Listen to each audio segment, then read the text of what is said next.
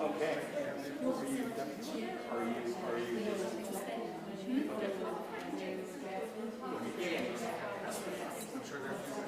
Because the chain gives you.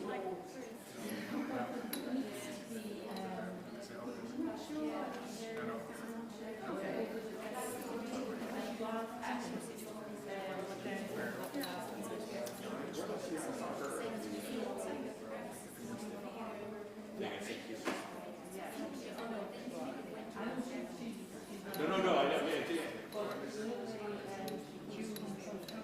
don't.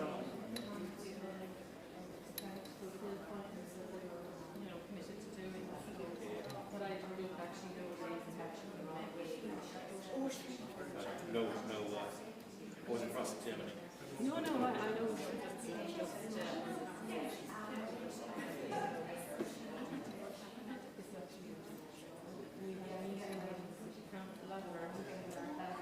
Yeah. Run up.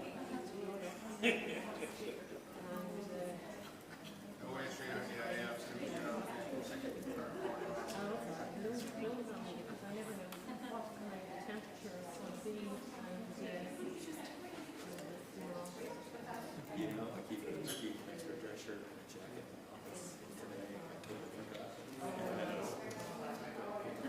I was sort of. It's quite informal anyway.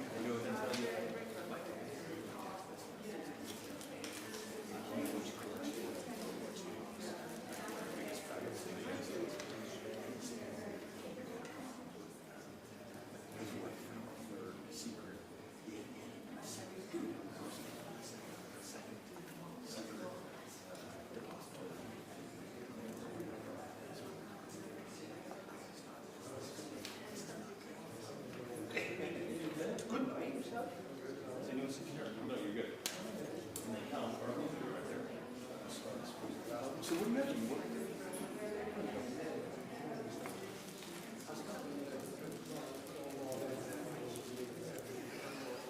Same museum.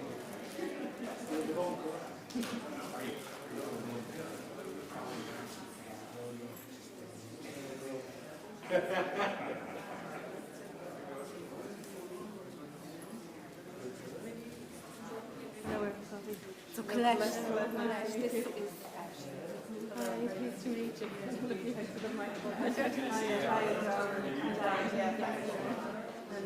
So they, I'm just trying to think in terms of, so then we have Dan and I don't know, we're supposed to have it legislative for us. In terms of the seating? Yeah, so we put that chair over there. I was just working out playing with cows on the I sea. looked at I think we all have to come over this way a bit to see him. so yeah, just wondered if we, should we all sit in such, I don't know in terms Well, whatever. of, yeah, no, I I was thinking, you see, if you didn't, do you know what? well, actually, no, it's okay. In fact, yeah, it's actually okay like this. If John just pulls back a bit, Yeah, that's what's keeping weird. it's okay. So I was going to ask Helen to introduce you, and then you're going to be planning to speak for the piece, and then so what I'm going to do is I'll introduce the event, welcome Cal, or you should probably introduce him and say welcome me, I suppose, and then I'll take over to say, I was going to say just about the event and that what we hope to do is just talk about that, and then I'll introduce Colette and then I'll go to Cal. Isn't that how I did it on the layout? Yeah, I was going to put that up. Actually, so say that again. I will welcome everybody. Yeah, exactly. And I'll ask Colette first, is it? Yeah. And are you going to go up to the podium? The sound guys say it would be better if people did their main speaking from the podium. Okay. And then they'll pick up the conversation after the boom mic. Okay, perfect. Yeah, that's good. And I'm going to just talk to Cal as he's on the screen Yes, there. yeah, And will that be all right for? Oh, you come over with me for my.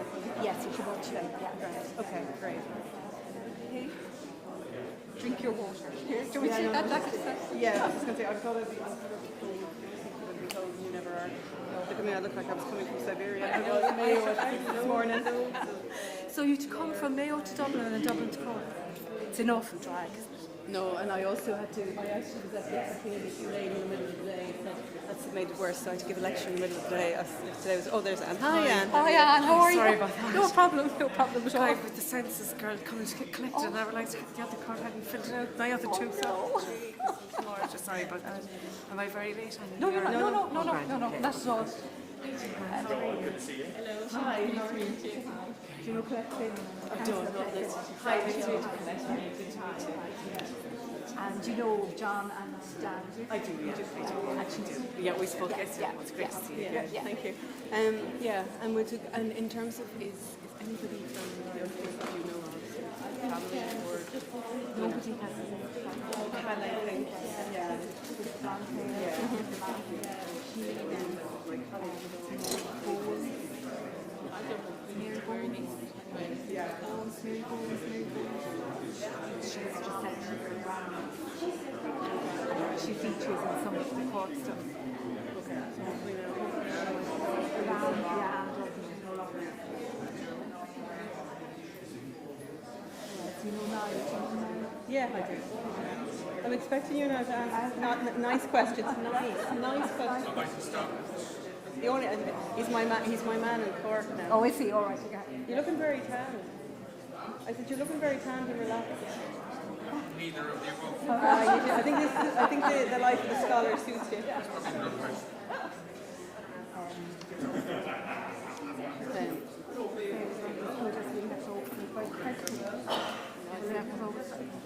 I have to give up there.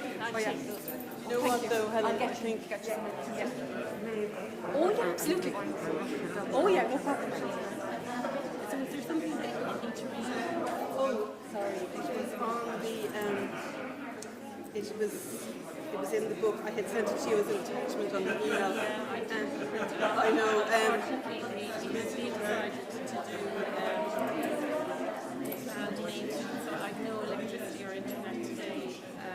Okay. No, I was just going to say that. I have it. Yeah, I have it in the book. Pages for you, and then if you want to hand me back the book, I'm going to read from it as well. So, yeah. Sorry. I was laughing because I had been very particular with Kate because my scans weren't good enough, so I was getting her to give me some better scans. Like ordinarily I would expect. Oh no worries, the reason I hesitated was because I was thinking thinking would it be better to ask and print it out. And I'm trying to remember where exactly it's in the book. 69, 170. Yeah, that's what I had thought on my memory of it, but looking at it here.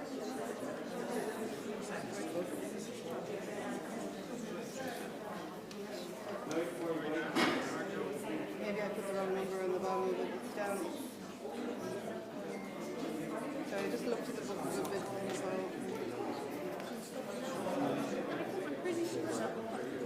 No, I think you are right, but I'm just looking at that piece there.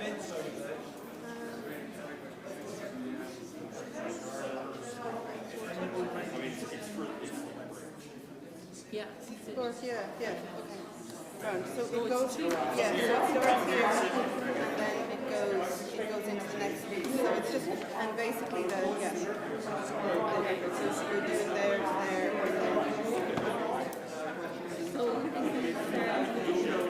So basically there was a split coming along. So yeah, you just read out in terms of what you are, and then you're just going to say the Cork Manifesto, the interior of the Cork Manifesto, the Cork Manifesto is as follows. It's a letter to the editor, and then it says you are on and then to publish the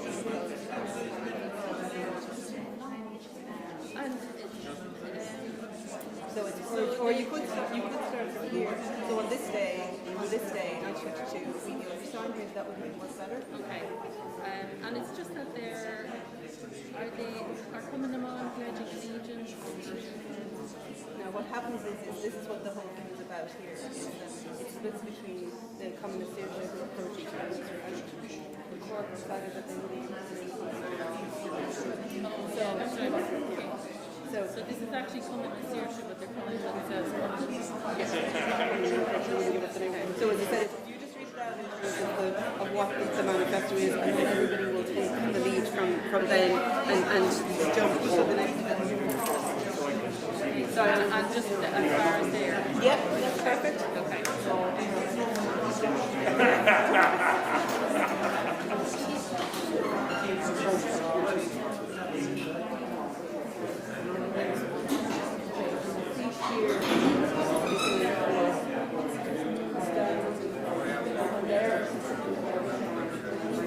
I don't know, maybe that's for Helen.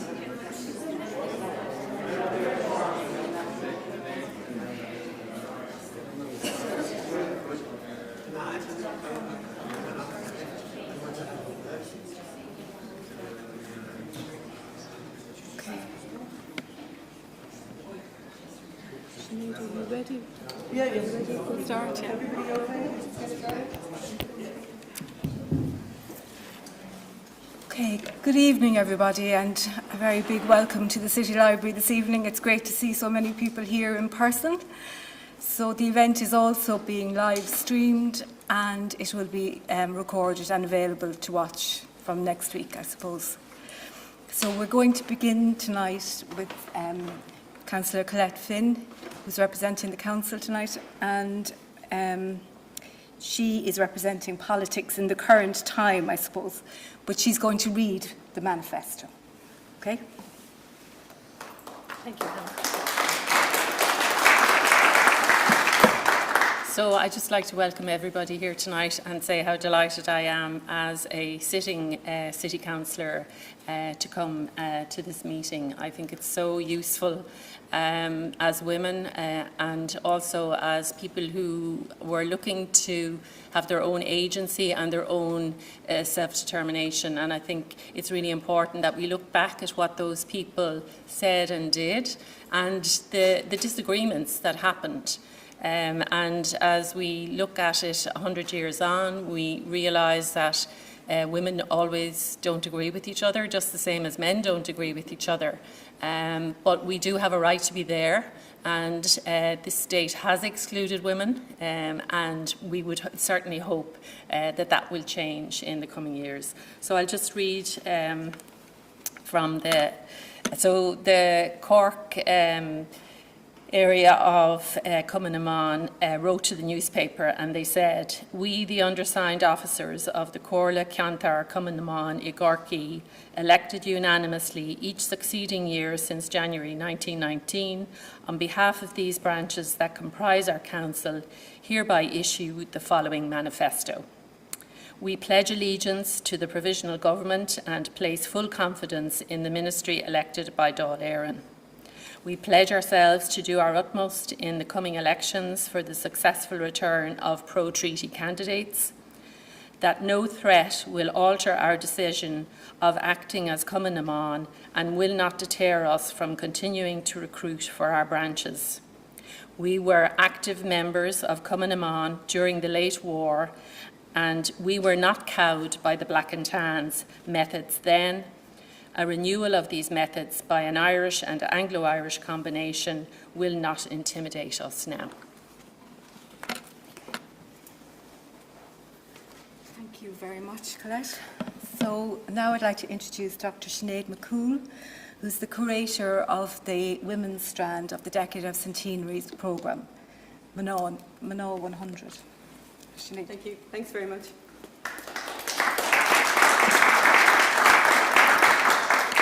Hello everybody, and I'm delighted that we're here in person to meet in Cork.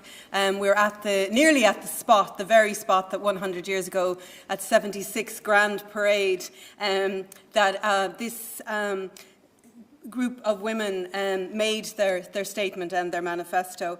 I suppose what's really important to remember in terms of the Decade of Centenary programme, Manuscript 100, Manuscript 100 is .ie is an online resource. And I'd like to give a shout out to Kate Nevin, who is the project coordinator, who isn't able to be with us today, unfortunately.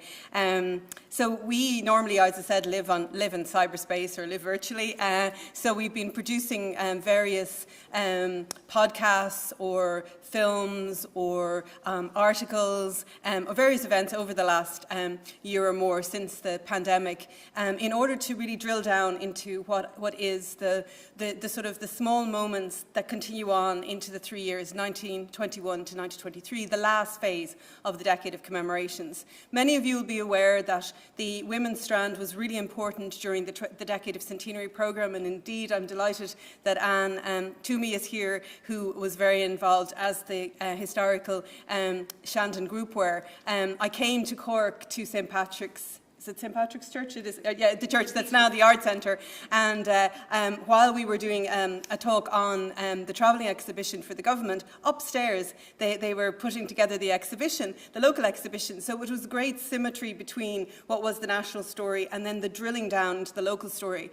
And Anne and myself had a great discussion, and we've met in Kilmurray. And thank you very much for Niall here. I love that museum. It's such a great sort of small museum, built by the people, and just the warmth and welcome that I have had in Kilmurray. So I've had actually a really good experience in Cork every time I've come. And then Jim Hegarty sent me a book, and it's a self-published book, and it's not as a sort of a form of advertisement here, even though I'm holding it up for the people that are live streaming. But what I thought, it was an excellent example of how local history can be put into a book.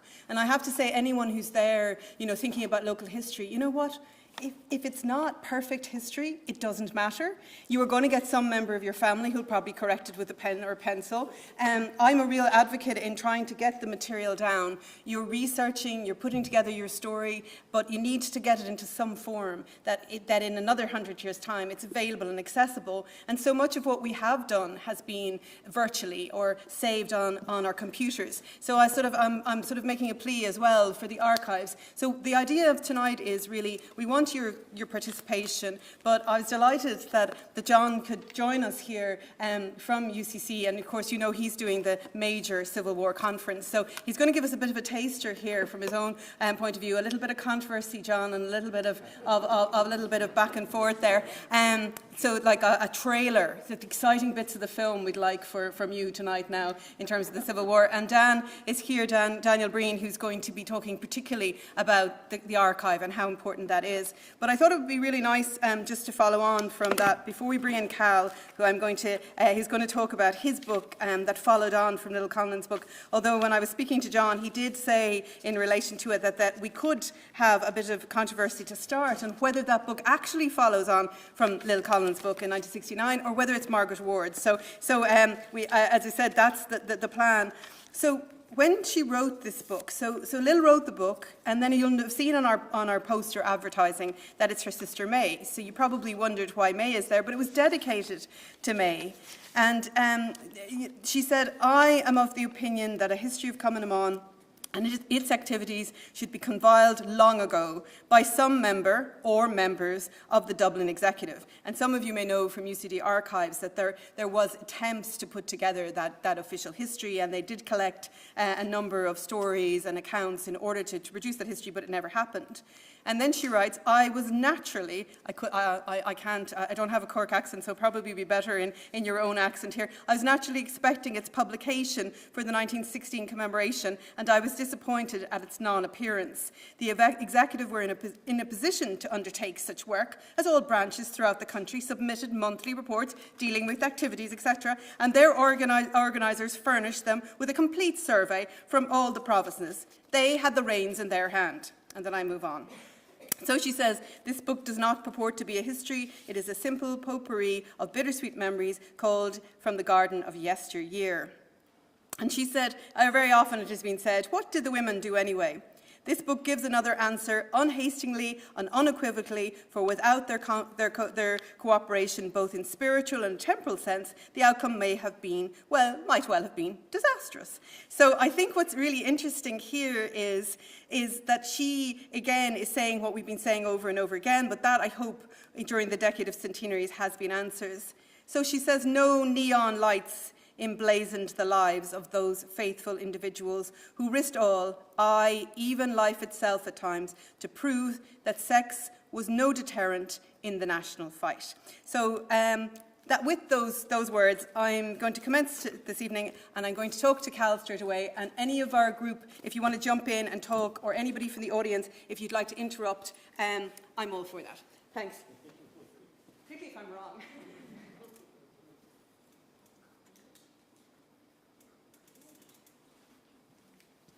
Hello, Cal. Can you hear me? Turn off that light because my head shines.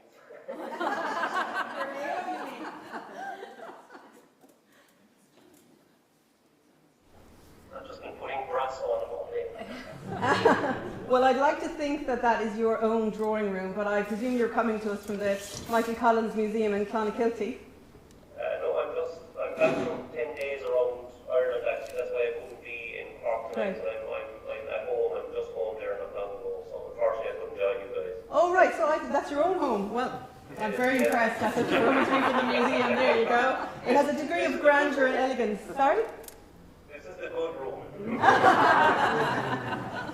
And very appropriate it is too. So we should have prepped that earlier, where you're coming from. There you go. If I was on telly, I'd be very red-faced now, wouldn't I? So tell us this. I am claiming something for you, that you are the next sort of look at Cumann after Lil Conlon put together her book. Now, a question to you: do you consider your book the next step in that journey? I could quote you from your introduction, but I'll let you tell me. I suppose it was the next book that looked specifically at Cumann and not Irish nationalist women in the wider sense. It was perhaps a little bit less like Conlon's book. Conlon's book, as you say, she said herself, was really a collection of memories. Indeed, when you were speaking about local history and how you encourage people to produce it, in a sense, that's what Conlon's book was. It's not terribly structured. It's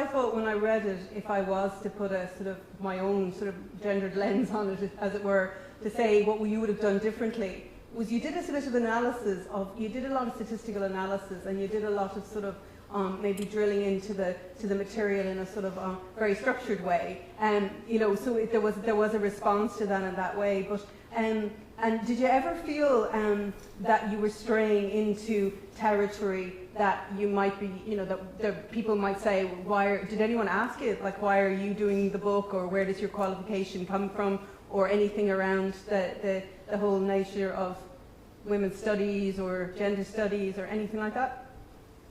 No, nobody ever asked me. Except me now. Sorry? Except for me now. Putting you on the spot. I was straying somewhere I wasn't qualified to stray. I suppose no, in the sense that, to me, the way I looked at Common Demand was the way I would look at any other organisation. It was an organisation whose membership happened to be female. Yeah. And it was, if I was looking at a ball party or a gay party or whatever, I would be looking at organisations that had members of both genders. But in terms of where they fitted in that general kind of,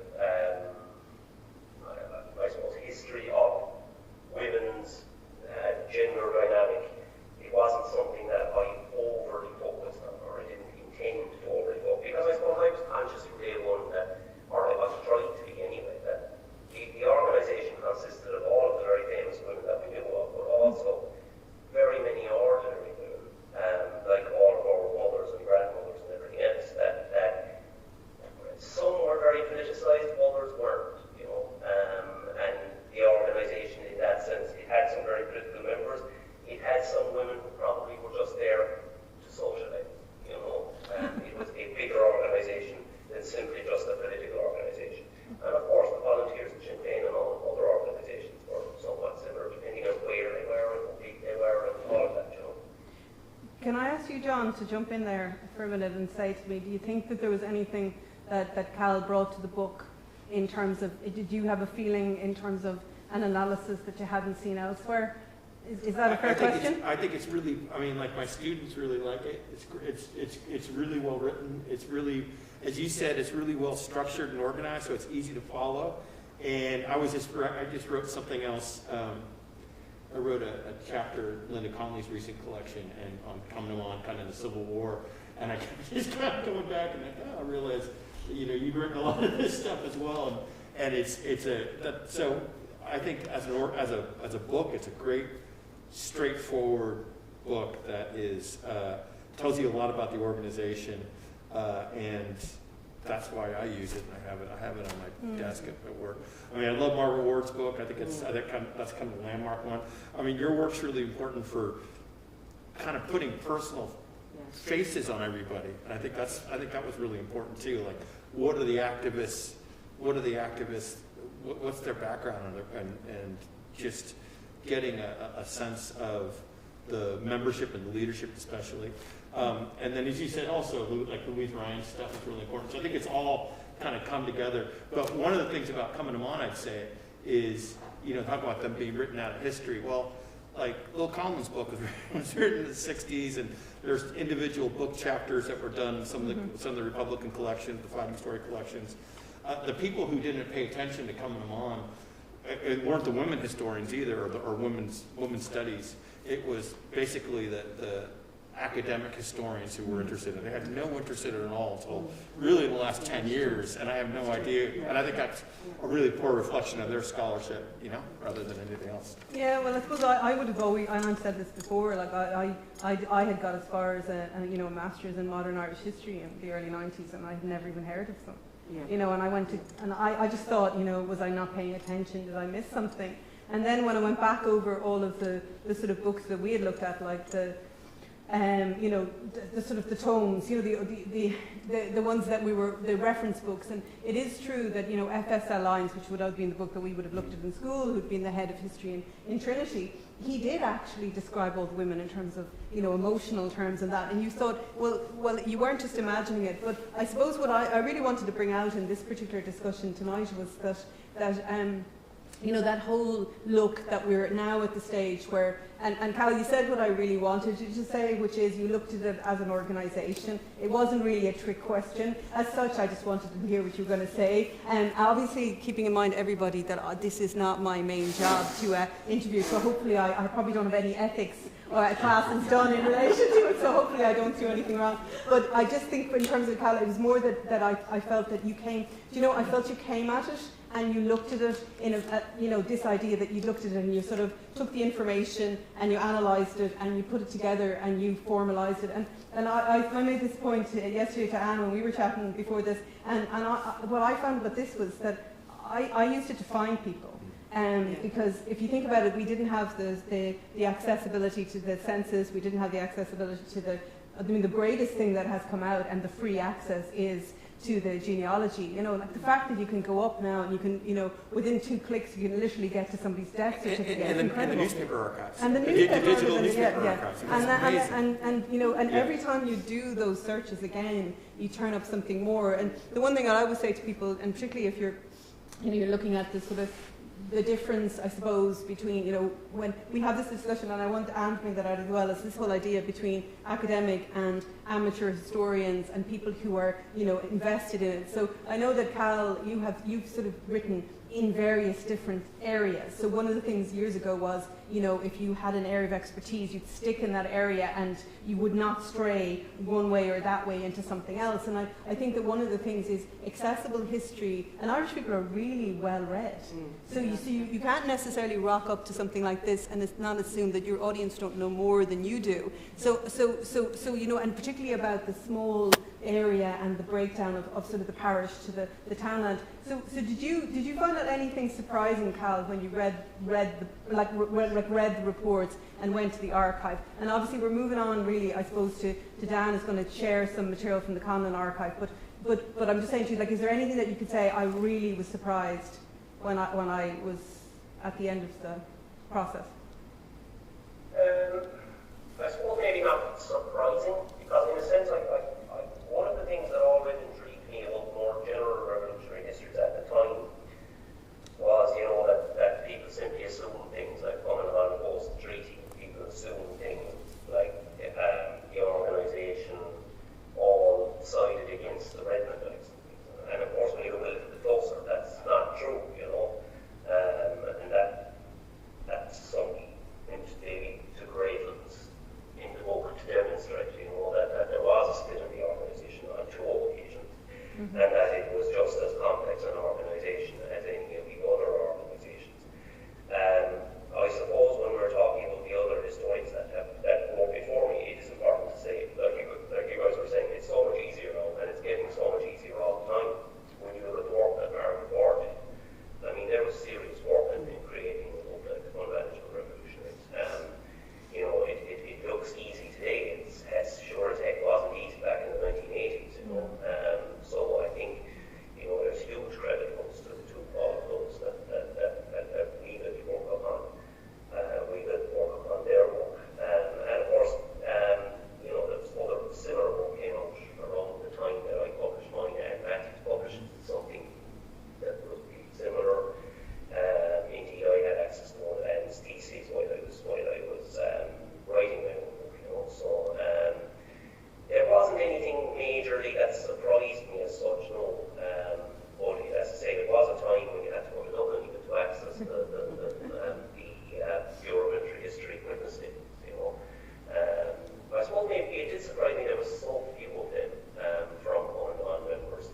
And I think there's 80 odd from Conlon members, and the great bulk of those come from Dublin-based leadership. If memory serves, there was only like maybe 6 or 7 that you might kind of consider country ranked and 5 Conlon, you know. So yeah, maybe that kind of dearth of information surprised me a little bit, you know. Yeah, one of the things though that I would be very aware of, having circumnavigated the country today to get here, is that it's you know, the idea of coming to Dublin back in the late 40s, early 50s was a major trek. If you were trying to get across from Mayo, you know, there was 5 or 6 hours of a journey and change of trains and everything like that. And I think that my understanding, and John could jump in here again as well, is that in the initial stages at least, the Bureau of Military History was by invitation. And so there was an element about what you've talked about, and the one thing we want to talk about today is that the sort of the ordinary contribution.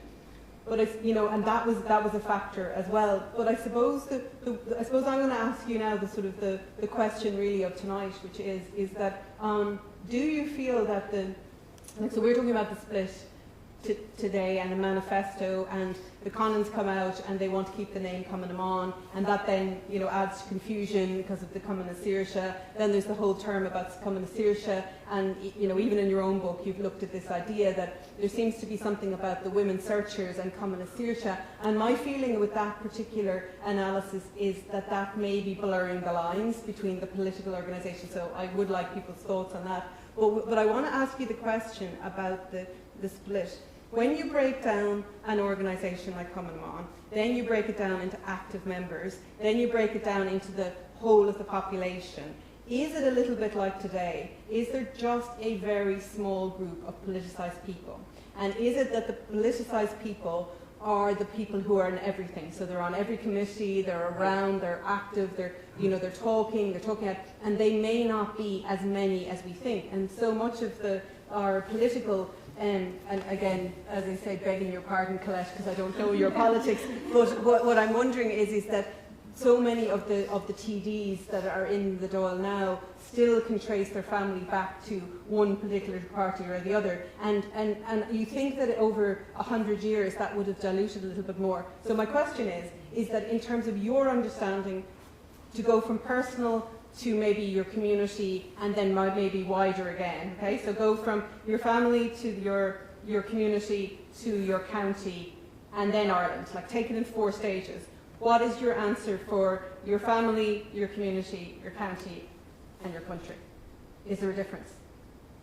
In terms of the split? The understanding of the split. Like, do you think it was, in terms of your family history, do you have any family history of the split? Then do you have any sense of it in your community? Do you have any sense of it in the county? And do you have any sense of it in the country? Particularly when you're growing up and in terms of it. Do you feel that it was just a group of people like the Mary McSweeneys and the Conlons? And you know what I'm trying to ask, do you? Do you know what I'm trying to ask you? Being a pro at this I take your point that there are people who are politically active, or more politically active than others, in any age probably.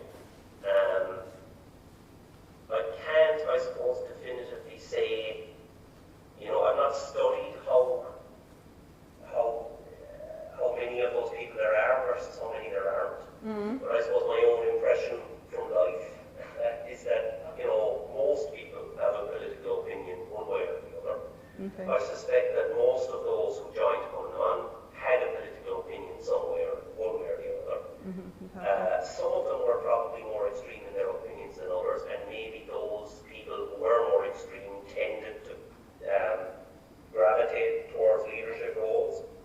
But if a woman who simply used to cater at the dances they held, you know, if she had a pro or an anti-treaty view, you know, I strongly suspect that women like that did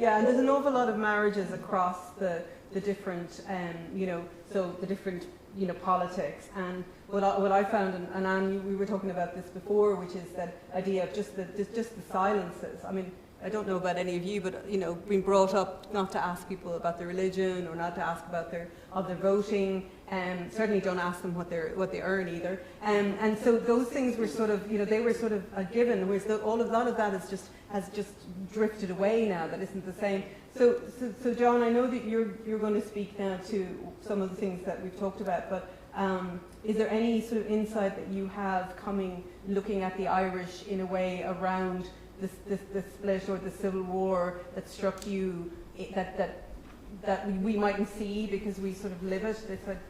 I think I agree with Cal. I think we haven't acknowledged the idea of people being neutral. Mm-hmm. A lot of people were neutral.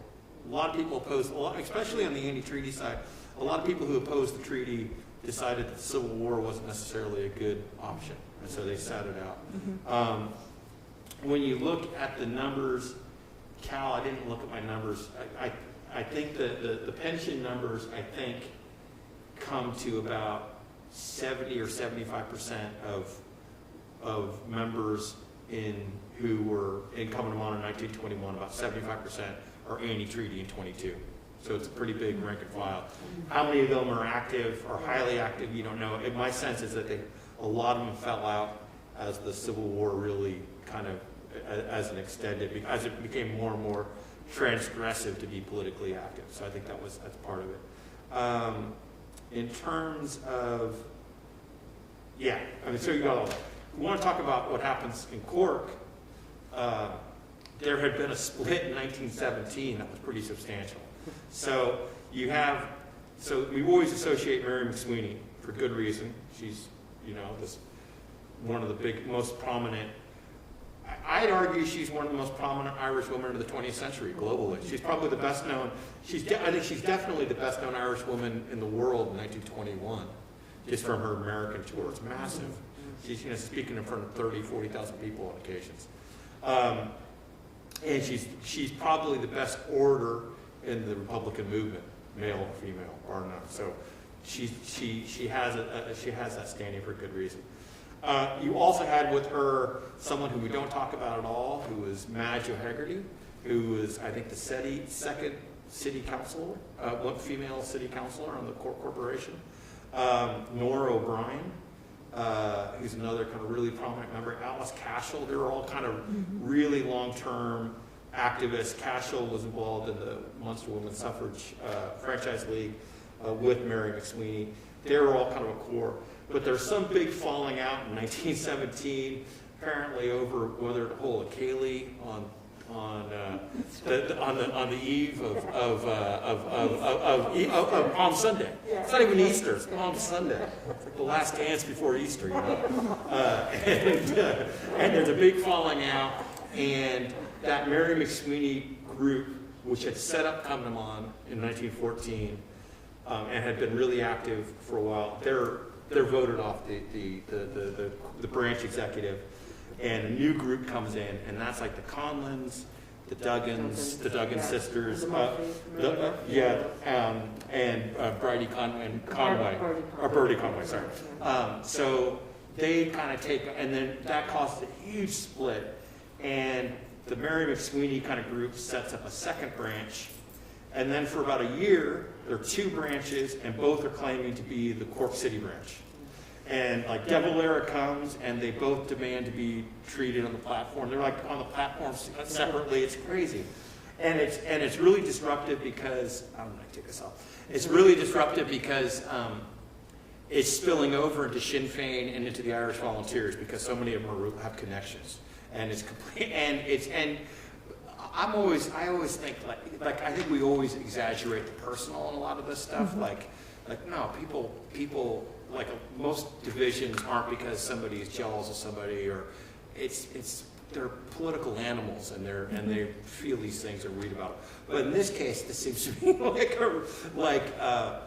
I have no idea what was going on because it wasn't just Mary McSweeney. It was a group, and the group the branch they set up, which becomes Public at Heron. That's a big branch. It's like 90 members. It's about 40% of all the members of the cities. They all gravitate to that.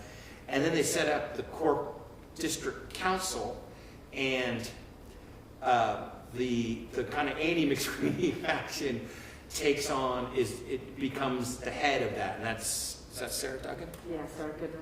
Or Sarah, oh no, it's O'Leary, so when the Cork District Council is a group of all the branches in Cork City and kind of around the city and the suburbs. And there seems to be opportunity for a rapprochement when Madge O'Hegarty, who's representing Public to Heron, stands for election to be the chair of the district council, and she's overwhelmingly defeated. But then she stands for district council secretary, and she loses by 1 vote. And that means that they're trying to that shows that they're trying to exclude them from any leadership. And eventually they walk out, and it goes on for like 2 years. And there's they send down delegates from Dublin to the executive.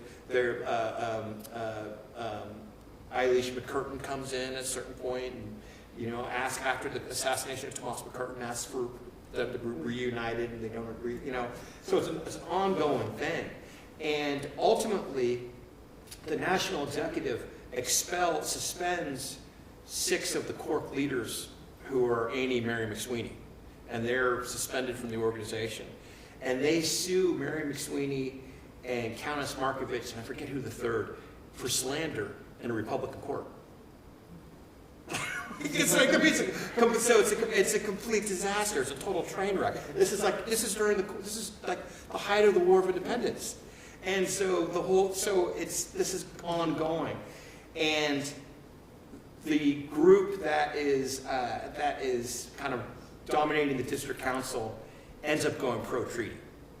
So and amongst all the major, they're probably the most prominent pro-treaty coming on outfit in the country in terms of especially coming from Cork, which is so closely associated with all this stuff. So you wonder how the personal politics has developed, and this train. But it's not only about personalities. A lot of it's about what Calvin's talking about is how organizations work, and it's also people in Cork resenting leadership in Dublin, which You see that everywhere. I mean, it doesn't happen just in Cork. Yeah, exactly. It happens everywhere. It happens in national organizations, absolutely. And one of the bad things about the Coming to Mon is you'd know, Sinead, part of the thing about the Coming to Mon national executive is it's really Dublin focused, and they also don't have, and it's also they don't have the brigade structure. It's a funnel. So it's not nearly as democratically organized as the IRA is, who elect all their officers from the district council to the brigade council, or battalion council, brigade council, and that seems to be a problem too. So it's part of it's the dysfunction of an organization, part of its personality, and then you don't know, and I still don't know what the hell is going on, because it's I mean, what do you think, Anne? Well, there's actually great joy in my heart here listening, because if the Cork GA think they're the only crowd that are always fighting with a national organisation, here we have Coming on to it. I think I would agree that there was a lot of personal difficulties within the organisation. I would have from the start, and that definitely carried over into when it came to the vote over the treaty. And I know you said that maybe it wasn't personal. I think it was a lot of it, John, that the McSweeneys, particularly Mary and Annie, were the flag bearers really of all the movement, what they were doing. They were in from the beginning, and then of course with their brother, what had gone on there, that put them in the spotlight. Yeah. Deservedly so on one level, and then as you said, they particularly Mary, she took that to another level in America. And I think that gave them a certain amount of kudos in the wider circles. But on the ground here in Cork, there was an element of, let's keep them in their own places, and that the rest of us are here and we're working as well. I thought as well too that from our perspective, and something you mentioned, Cal, there, that that there may be figureheads and names of people that are well known in the movement, but it trickles all the way down. It fascinates me that the women who were collecting the ticket money at the dances, or who were doing the collections outside the churches, let's say from the Conlon's point of view, these were people that were very valuable to them, and yet their names are very rarely mentioned. That was one of the reasons why I think Lil does make that effort to make the book. And that when it comes to great statements of where we're for and where we're not for, these women possibly kept that to themselves. They didn't get a chance to publicly make that clear. But I think that they certainly found the whole idea of being pulled in one side to the other somewhat distasteful. And I think there was a great deal of them that felt they had passionate views about it, but they weren't going to, like the men in some cases didn't take up the arms for the Civil War. But I think a lot of the personality issue is not just with the Civil War thing, it's traced all the way back to where you said the 1917 thing and that. And I think it even it's just interesting, you see, it's a small pool for the leadership. And in that way you're right, that they were drawn from a certain cohort of women there. It was a small pool that they joined the Conradh na Gaeilge together, they joined the Munster Franchise League together, and there's a certain sense of, oh, she's here again kind of idea when the next committee is put forward and that. And it's very interesting when you see the names that turn up for the meeting in 1914. You have the McSweeneys, you have Agnes Farley comes down from Dublin, Bulmer Hobson I think is there, and then you have the list of all the sisters, the Duggan sisters, the Conlon sisters, so they're coming in force, and that's very interesting that they're kind of putting their roots in here from the start, and they're there towards the end as well. And the Conlons are also university, they are, so they're kind of higher social class. You wonder if that features into it as well? They're really interesting because their background, they're born and reared on Blarney Street. They're a big family of 7. The father, we were trying to work out in the school today, I was asking some of the lads, what the hell was a tailpipe man in a distilling process, but it was actually a very solid, stable job. It was on the level between trade and craft. So he was able to keep that family solid and together.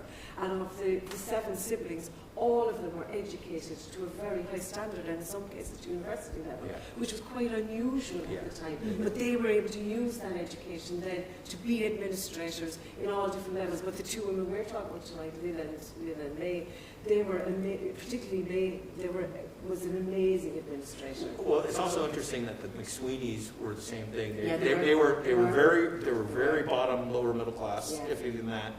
And they all were socially, they were mature students. Mary and Terry were mature students, but they were upwardly mobile, as were the Conlons. And I think that it's also another indication of where the Irish society starts to develop, is this idea that they came from backgrounds where, let's say, money, they were lucky that money, it was tight, but they had a great love of education and a great belief in education. And the McSweeneys, as John said, were very similar in that they were all educated, boys as well as girls. And where Conlon makes the point about sex not being a deterrent to political involvement, it certainly wasn't a deterrent to education involvement in those families. There were others then that came from different backgrounds where maybe there wasn't enough money and they couldn't access beyond primary or basic second level education. But the movement also embraced those, I think. But the leadership tended to come from where they had a bit more. You can see that in prison, and you can see that in the breaking down of that. But they were encouraging certain people to get a little bit of education. They were encouraging people to move on. But it was rare enough for people to actually walk through the door of those organisations unless they had a level of education. Would you agree? Would you agree, John, with that? Would you think that there's a class thing? I think Nora O'Brien ran a hat shop. The Duggans had they all had jobs, but they weren't. Doesn't mean they weren't like bohemian, hanging out and living off their parents or anything. They all worked, so they had a degree of independence because they worked. But like as I said, they were like either shopkeepers, shop assistants, secretaries. It wasn't like they were really high middle class. But when you think about a lot of them come out of the Gaelic League, and the big thing with the Gaelic League is free adult education. Yes. That's all these people are. They're upwardly mobile. They're into self-improvement, and you meet similar people who have similar interests, and everything's free. Women are in the leadership, and women can teach, so it's really attractive to women. It's co-educational. It's evenings and it's Sundays, so you can work. I think that's the key to the whole thing. And you do hear accounts where people say that it was a place to meet men and that. But just to go back again, and just when you talk about that as well, the Murphys are very similar down in Crossmahon. And I remember asking Niall when I sort of started off and thought, where would they get the extra money from? And you had told me that it was the local knowledge is the idea that it was at a cross section of the road and it was a forge, so that was bringing in that extra bit of money. And when you talk about people just having that little bit of money, when I did the 100 Years of Women in Politics and Public Life, I decided I would trace the 114 women up till 2018 who had made it through its TDs to see if I could find commonalities between them all, and the commonality was a level of education. I could only find one woman who had not gone on to secondary education that I could find out, and that was Mary Reynolds from Roscommon, but she had spent time in America, so her time in America had sort of pulled up her confidence level to the sort of level of the people who'd been educated. And in terms of Joan Burke, who was in Roscommon, but a Cork woman, and it was really interesting, and I'm thinking of her particularly because of the fact that we're here again. Her grandmother had purchased a house that had been left behind by the British, and it had a ballroom in it, and she converted the ballroom into having ceilidhs, and she selected 2 of her granddaughters to be paid for through education, and one of them was Joan. So the way so often in families there was that selection of the person who was going to go on. And I think what's very interesting about, as you say, with the coming on and later on, so some of the women, when they had split, or notionally split, they were back together in the Red Cross, or they were back together in another organisation, or they went back to the Gaelic League, or even if you pull the sort of the arch right up to the present day, you could find people giving money to the Gael Scullina. Do you know what I mean? And then you'd find back that you'd trace right back again, and there was sort of that connection and those things. So the links that are there for us, even for researching and that. Is there anybody from the audience who wants to get any sort of comment in, or are we keeping you entertained enough that you want to keep us going? So I was wondering if you could share with us, Dan, the sort of the piece from the Commons, the archive now. Would that suit you to do that piece now? I have a PowerPoint. Yeah, and that's great. And thank you. Sorry, Carol, I'm turning you off now, okay?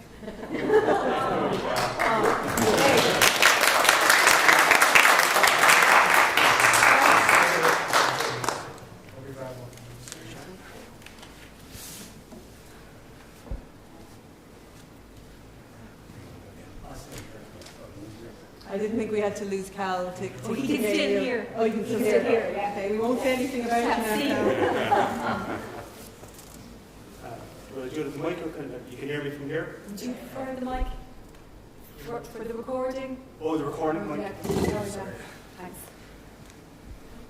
Okay, I'm Dan Breen, Curator of Cork Public Museum. And I'm just here to give you a very, very brief overview of the Conlon collection that we have at the museum. Back in 2007, we received a call from a member of the Conlon family. They were selling a house in Sunday's Well, and their attic was full of stuff. Would I like to go up and have a look? I was only in the job a few years, so up I went naively in relatively good clothes. And then I realised it was an attic that had just been full of stuff, and that had been, obviously the house, they hadn't lived in the house in a while, and a lot of the Conlon material, everything, I'm talking clothes, driver's license, everything that, from their life was just put in the attic, and pigeons had got in there, etc., etc. So it was about a week of digging through, and I think I knew I was onto something good when I found a stack of blank coming on first aid certificates about that thick. They hadn't been filled in, so I knew straight away this was people involved in the administration side high up. Again, I'd never heard of the Conlons, so So we went in, me and a colleague, and we spent about a week digging out what we could. I can't underestimate it. It's like if you took every book in here and threw it into a corner and then told us find the Coming on stuff in there. And we found as much, I think, as we could. We kept going back. Eventually we had to say enough. Couldn't take there was about 50 boxes of clothes. But I obviously couldn't take those. Well, look, this is just very precarious. Now, half of the collection is definitely made up of stuff related to the Conlon sisters from about 1919. There's earlier stuff, but most of it is 1919 to 1923. Now, I will mention them just once, but their brother, Michael, also had an extensive collection. He seemed to have been a historian, and he's of particular interest to us because he was on the organising committee of Cork Public Museum in 1945. So, again, this is a family that have very much, they're educated, connected with UCC. What's also key, I think, at this stage is, and I'd stress it to anybody who knows anyone who has collections, if the family hadn't made the effort to come down to me and say, we might have stuff of interest, we're not really sure, we think our aunts or grandparents were involved in the Coming on, could you come have a look? They could have just got a skip and thrown everything in, so it's key that the family actually did decide to come down. And it's all fully catalogued and digitised, which I'll talk more about in a minute. I'm just going to briefly talk about the main kind of subject areas. First thing we have are minute books. So we have the Shandon branch, January 1918 to 1920. Cork District Council, February 1918 to February 1920. And then again, 1920 to 1922. So there's 3 minute books there. That's the address. They're all available online. If you go to our resource page on the Cork Public Museum website, all that is available for you to peruse at your leisure. The next group would be images. Lots of interesting images. Again, my personal favourite is the sandwich making photo. I said it to Helen earlier, the woman third in front row is the absolute spitting image of my aunt. So every time I see the photo, it immediately has that connection. I'm not related to the lady, she just looks like my aunt. But what's nice is that we do get the newspaper articles. So the Conlons kept the newspaper articles at the original, and they obviously went then and got the original photograph from the newspaper too. So here we are. The second photo here is a tableau that they did in honour of Michael Collins visiting Cork in March. And then this is May Conlon here. Stunning photo of May there. Did you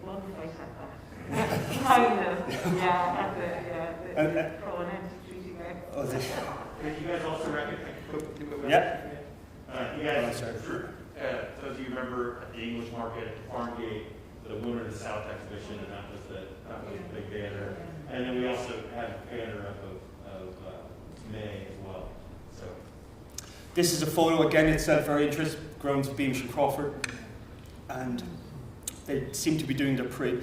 Now, I'm going to make a very generalised point here. My feeling from looking through the collection over the last 2 weeks, they really came into their own after the split. The Conlons they seem to really just take on a life of the force. They're contacting politicians in Dublin. There just seems to be, a lot of the images I think are from that period, and it just seems to be, you can sense the enthusiasm and the energy. There's Birdie Conway as well. You can see her here at the front with the kind of dress with her hands behind her back. Again, there's miscellaneous documents. They have lovely pamphlets, newspaper cutouts. There's an obituary for Lil Conlon herself, and then other little pamphlets that would have been published throughout again, things that you wouldn't expect, but they're again important to have in an archive. This would be probably the biggest, our correspondence. These are example of 3. Again, they're all available on our website resource page. These are 3 in April 1919. May Conlon was sent to prison for a month, and we have a vast amount of letters sent to her and from her to her family and various friends, and you get a great sense of camaraderie, a bit of jealousy. Lots of them are kind of going, oh, look at you, you're in there doing it was like, reminded me in England when they were giving out the antisocial behaviour orders, and the more you had, the more, street cred you had. So I think there was that element that she had a kind of a street cred. Why did she go to prison? Because she wrote that.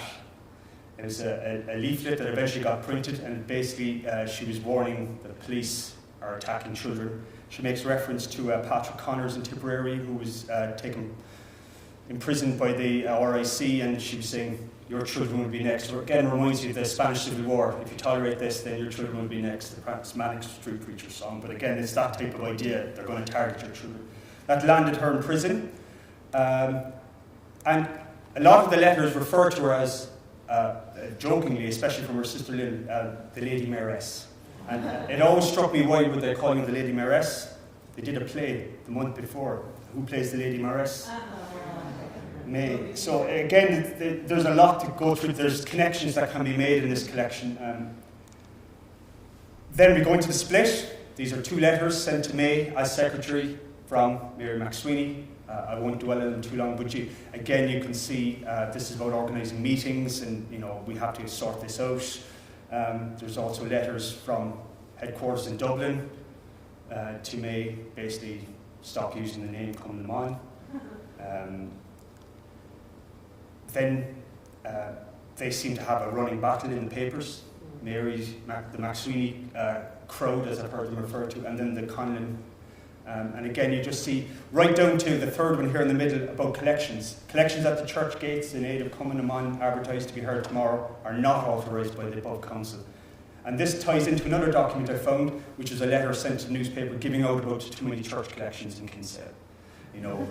Basically, people have given enough during the war, and hence why they still expected to give. And again, it seems to be the anti-treaty side we're doing most of the collections. This is the famous Cork Manifesto. That's how it's appeared on the left in newspapers. That's how they printed it. When Sinead first mentioned it to me, I was visiting this leaflet, this booklet. I couldn't find it anywhere. So once I realised that's what it was, then I found the original typed up version that she had written. And you can see the changes she'd made at the bottom. Common Saoirse. It seems, as from the manifesto, it wasn't adopted by everyone. I think the Conlons certainly wanted to resist using it. These are from the Kinsale branch, I think, of Coming Amon, and they're the only references I see to, so far saying Common Saoirse are from the Kinsale branch. And you can see at the top here, Conrad the Gaeilge, they scratched it out and wrote Common Saoirse. Propaganda.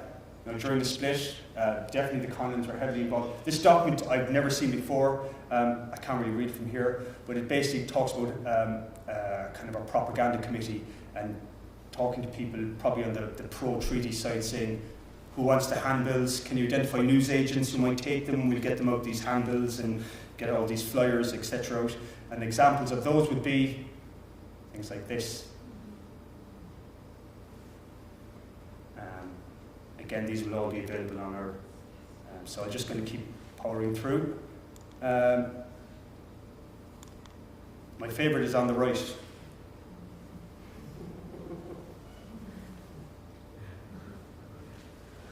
Again, I spoke to John before, and he mentioned about the use of terms that, this idea that the anti-treaty were just like that, cowards, when the real fighting was... Yeah, and then you had even the use of the word irregulars, but you see that across all this, and it very much the Conlon sisters and their groups would have bought into that and used it in everything they would have. Intelligence gathering, I put a question mark because I'm not 100% sure, but these are documents that were within the Conlon collection we found, but they're from the Civil War period. The last 2 documents you see here, that's an order issued by Ian Lynch. You see the LL. It's original. So why the Conlon sisters had it, were these widely available? Again, I don't know. Again, this is more research people who were. But again, there is about 10, 15 of these types of documents related to IRA activities and or irregular activities, I should say. No, one of the big things was with J.J. Walsh. He seemed to have a big connection with him regarding the split. So I just highlighted some interesting things from these letters. So here, telling them, let's kick the McSweeney crowd out. The bigger the fuss we can make, the better, etc. I like this line. I quite agree on reconsideration that our people should retain the name of Coming Amon. So we obviously disagreed with that initially. And then I think he must have been swayed by the May Conan's argument that we hold on to the Cumann na mBan. Here's another one. In this one, he proposed that Cork should set up its own branch and tell Dublin to follow them.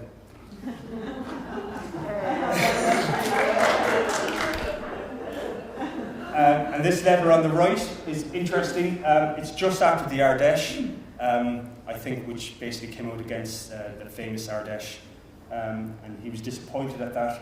And then he says, look, their prospects are nil, they won't get a look in anywhere. But the very last paragraph, he tells them we should invite General McCown, and the very last line, and sure, also Mick Collins. So I think this is where the idea of inviting Mick to Cork might have kind of been started. And then they were very involved in the elections, anything to do with 22, and obviously then into 23 especially.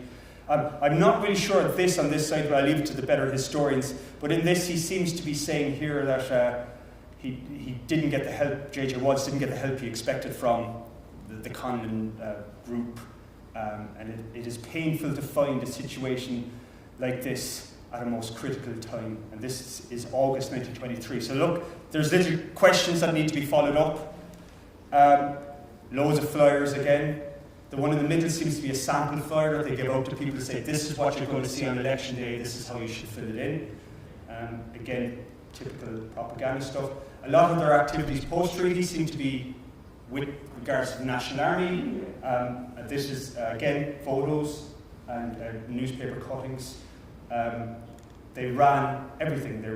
They went to the hospitals, they put on concerts, they had whatever they could do to raise money and to look after it. So it seems to be a driving force. They took it very seriously and took up a lot of their time and energy.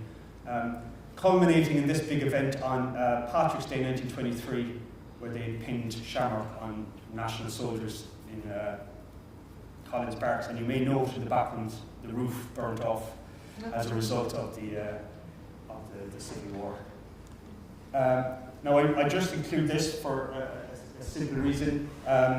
Just these interesting connections. On the right is a telegram sent by Ty Barry to the Conlons saying, dated, I think, the 8th of March 1919. Free at last, thank God. No, Ty Barry was in and out of prison for most of that period, so we'd have to start wearing exactly. Well, I love this pamphlet, probably specially picked up through London or from whatever source, and up in the top they say for Ty Barry. So they obviously hoped to give it to him, they never got around to it. So again, there was a friendship there, and I say there's friendships that would be interesting, especially their friendship with J.J. Watts too. And that's it. So at the bottom here, you'll see, that's the website, and that'll take you to all our online resources. And we have everything from 1913 right up to 1923, including the Conlon papers. Oh, thank you.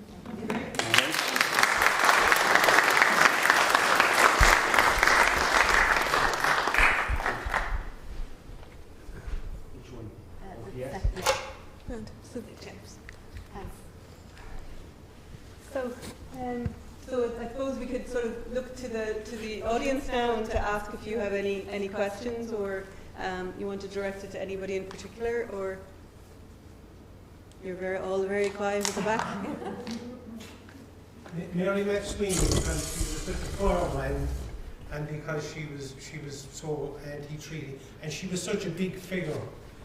Was that really to the detriment of Cumann na mBan, or the men then getting to the point where they're saying that these women are getting notions really above their station? That they joined the War of Independence, they were helping the men, they were kind of put in a certain place in a certain area. I often kind of wondered about that, because we saw as well, like with Donald O'Callaghan, he was anti-treaty and he was consigned to history as well. He became the forgotten Lord Mayor. So I'm wondering, did that same type of thing happen to the Cumann na mBan organisation through figureheads like Mary McSweeney? Do you know, I was very interested in what John said here tonight. I think one of the things that I've always thought in the past is that Mary McSweeney is almost painted in a particular way. And when you see here, we did a piece in the Manal 100 where we looked at Toward America, and we looked at the American Commission, and we looked at some of the, the speeches that she made. And I suppose the one thing is, yes, she did tower over so many people, and the fact that she was a talker, and the fact that she spoke for long periods of time, and so I suppose if she was in a room, if she was here now among us, she'd be very dominant. So there's always that element of it.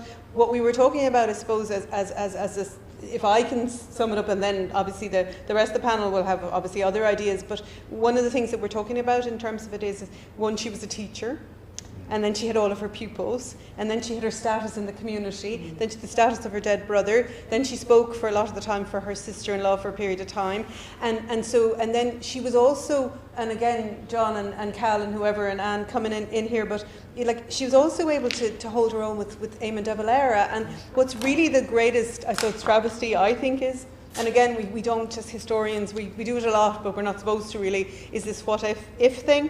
But I wish that she had been able to get onto the treaty negotiation and the panel, so that she would have used her skills in a particular way. And I suppose that's the thing with it, is dominance. But I think what's interesting about the Conlon collection, and that this is it, is if we don't have the documents, and if we don't have the archive, and if we don't have the things to tell us something different, then, for so many years, and would this be true to say, John, would you have sensed that, you would have had the Doyle debates, for example, you would have had the treaty debates, but you didn't have, we've already said about the masses of the newspaper archive, so you weren't actually accessing maybe what people were reading. But I think one of the things that's really important to remember as well is, and it's still the same today, there's local radio and there's local newspapers, and there's sort of little bubbles throughout the country. Do you know what I mean? And I still think that that's very true of this period in time, is that you could be the biggest wheel in your local common, but you could be in Kinsale, and then when you came into Cork you were nothing. But one of the things that we found, and I'll just finish up with this, is that when we did a look at, a couple of weeks ago, at the members of the Cumann na mBan executive, I failed on even identifying 4 of the women. And to think after, in a way that makes me feel very frustrated, because if you've been in an area for years and years and years, you think you should be able to say, I know who everybody is. And that's where local historians and people's drilling down and the types of the Conlon collection is. So I suppose, because you're on screen there, Cal, what would you say about the Mary McSweeney, about her dominance, the question here? What's your feeling about her dominance over other people? I have any strong feelings about it, to be honest. I suppose Mary McSweeney was a very, what would you say, belligerent character at times even. I don't know that her dominance had any major influence on the period. I mean, you speak about if she'd gone to London as part of the negotiating, the plenipotentiaries or whatever, I'm not sure it would have made any difference. I think the British had pretty much made up their mind what they were giving Ireland at that stage anyway, and neither Mary McSweeney nor Jesus Christ nor anyone else would have changed their mind, I suppose it's more that it would have tempered her in a later contribution. There would have been a different tone and a different status, as she dealt with the Civil War, perhaps. I mean, it's a perhaps. Perhaps, yes, yeah. But yeah, Mary McSweeney is not somebody, to be honest, that I've studied a whole while. She's not. I'm far from an expert on Mary McSweeney, should I say. Anne, you had a very interesting observation about the newspapers throwing up more information about Annie. Oh yeah, that we discovered, I suppose, that in a way that Mary tended to overshadow Annie, but it was a bit like the Conlons, like May, Lily looked after May, if you like, in that way. But Annie McSweeney herself was very involved, and one of our own members here, Mavis, discovered a lot more about Annie McSweeney, that when Mary was in America, it was Annie kept the school going, it was Annie did all the correspondence. She actually did give speeches and went around to different places and spoke about it. And in Alice Cash's witness statement, she actually references Annie McSweeney as the founder of Cumann na mBan in Cork. So, I was saying that to you, that there seems to be so many founders of the movement, but it just depends on where the original meetings all took place, and I think they all just kind of coalesced together. But to come back to something on Mary McSweeney, and to answer you, Michael, we've done a small bit of work on her, and I agree with John. I think that and I'm putting my female hat on here, I think if she had been a man, her forthright opinions would have been just that, forthright, simply because she was a woman. And a lot of us have experienced this, I'm sure here. She would have been considered on her high horse and get her off it, and that irritates me greatly about her. And I agree with John. If you read a lot of her speeches that she made in America, and the manner in which, the energy which she brought to those the setups that she went crisscrossing the country on, she was an amazing woman, and she had a level of knowledge of Irish history, and she had a grasp of factual knowledge. She also had a grasp of her audience, and she could sense what way they were going. That was amazing, in fact. But I think to say what she served, she did desperately want to serve on the treaty negotiation panel, and she approached Dev with that. Now, I mean, they were great friends. They wrote to each other quite a bit. For a time they were, and her references to him were always a Chara Yeelish. When he founded Fianna Fáil, it became Dear Mr. De Valera, which is really interesting, you know, and I think she pressured him. She wanted to go on that treaty panel. Any of us that knew, that have come to understand Dev a little bit, realised that was never going to happen. Of all the women, he certainly wasn't going to send her. And the other thing I think is that we're assuming that if it had been a different person, that she would have got on it. Let's look at the politics of the time. This is 1921. Yeah. Would a woman have been on a negotiating team in those days among other men? I don't think so, no matter how good she was or how brilliant she was thought of. But what I had a chance to look at some of the McSweeney papers a few years back when we were doing just the story of her in our little work, Ordinary Women Extraordinary Times. And we got one day up there, Maeve and myself, and the correspondence that was written to Mary as a result of all her speech making across America was simply amazing. And they were from Americans, all who were just taken away by the level of her passion and her ability to get a story across there.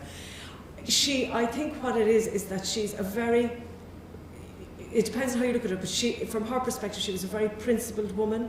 She fascinates me. There are days that I'm in her corner, and there are days I'm thinking, I think I would sit at another table than have a cup of tea with you.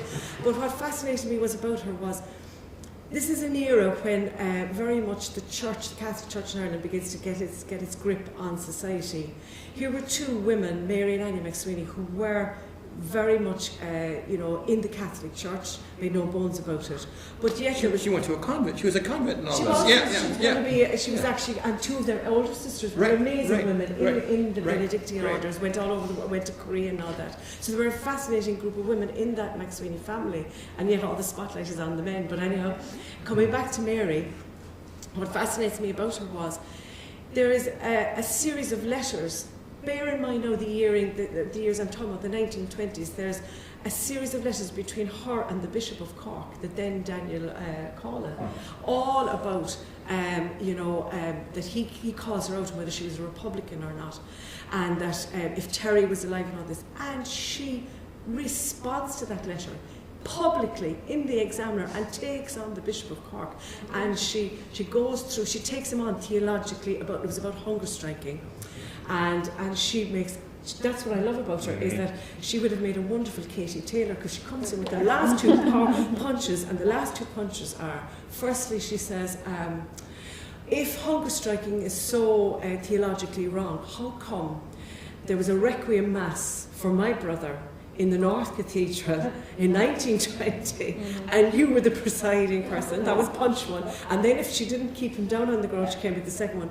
And please remember that he was Terry to his friends. So she was really letting him know. She threatened to sue him for slander. Oh yeah, absolutely, because he called her out on that she wasn't. He blamed her for Terry's death. Yeah, he did, and she took him on all of this. Yeah. And the only thing I will say about her is that politically, her niece, who adored her, Myra Oakes, says of her that she went up a cul-de-sac politically after the treaty, and she didn't know where to back, if you like. Now Dev got himself out of it by founding Fianna Fáil, but again, it was her principles, I think, held her back, because she says in a letter to De Valera, when he kind of claims it's sort of like another new departure, that if they can find a way around the oath, then they can go into, they'll go to the Dáil. And she says to him, well, if you could, if it was wrong in 1921, how come it's right in 1925? And there's a lot to admire about that, because what she's saying to him is, what was the point of the Civil War? So, in 1921, or 22, 23 rather, if you can now tell us in 25 that it's all right. And they just could never, work together again. And he always had he tried on several occasions when he was down in Cork to talk to her and meet her, but even at her funeral, Annie McSweeney would not let him be represented. But Moira Oak told the Devs rep, yes, but just sit at the back of the church, don't let Annie see it. But I don't know, Michael, whether that the fact that she was so domineering, she definitely rubbed people up the wrong way. There's no two ways about that. And that's because she had strong opinions. But she's always painted. Yeah, that's exactly it. So she's been painted as this, as this horrible, as this. Yeah, I totally disagree. And what she's supposed to be she was supposed to be really warm. Yeah. People loved her. Yeah, she's Minnie Mac, and people loved her, and people sent. Political opponents sent their daughters to her school, even though they were totally opposed to her. But that's to her. She was super charismatic, and that's what. And she could be difficult to work with, and she was bossy, probably like Deb and all that kind of stuff.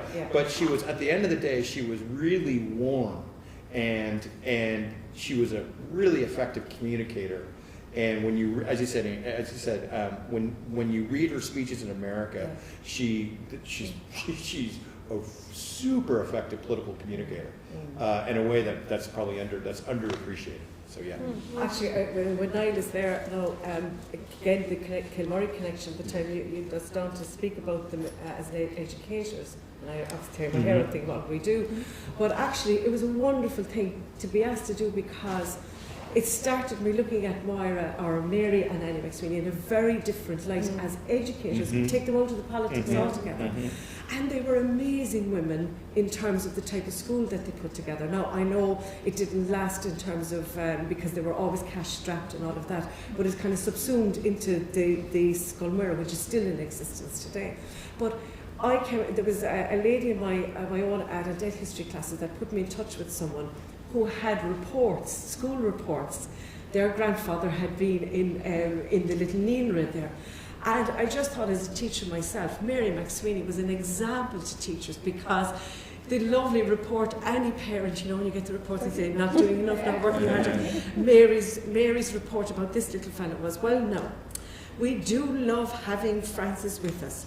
He's not here long enough. He's often late coming in, but when he's here, he makes us really happy. And I just thought, wouldn't you love to get that girl? And it put her in a different light. It wasn't like somebody I thought, would she be very strong as a principal, that you'd kind of not be able to argue with her or get anywhere with her. Not at all. She had a completely wholesome approach to education. And even in terms of her pupils, she wouldn't take a penny from as she called it, the Free State Department of Education. She didn't care if it ran the school into the ground, whatever way she could do it. She didn't allow them sit the Leaving Cert or Junior Cert or Intermediate Cert as it was.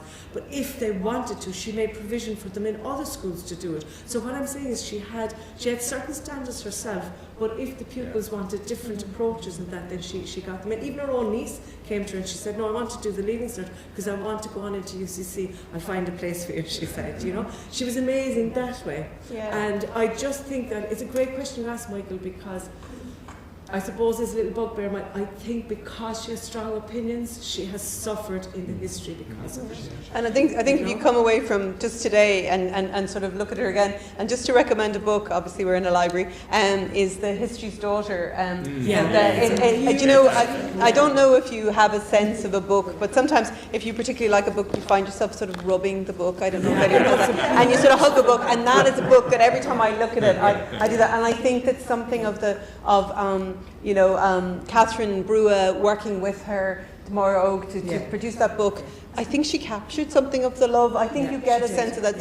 So, and again, I just wanted to say, and I know Dan, you wanted to get in there as well, but I just wanted to say is the real thing is, if anybody's here tonight and you do have access to students who are doing, second level or special topics or everything like that, would you just to say to them about the resource of, you know, everything from art or art projects, the posters and all of that. There's so many things that you can take from archives that sometimes they don't seem as accessible, but if you can read into people's letters and to have a sense of it. So your homework, everybody, from leaving here is that we want you to take one speech or one newspaper article or something that is about Mary McSweeney and also about the Conlons, and to sort of absorb it and to sort of try and think of them differently. Dan, did you want to come in there just saw you saying something? Yeah, I was lucky enough to meet Maura Ogue 3 times. She came to the museum. She scared me each time. I think she had a bit of her aunt in her. She did, yeah, I met her too. But you could sense the love that she had for her aunt. So, I was new to the museum, and you'd hear the stories about her being a firebrand and that, she was responsible for the Civil War.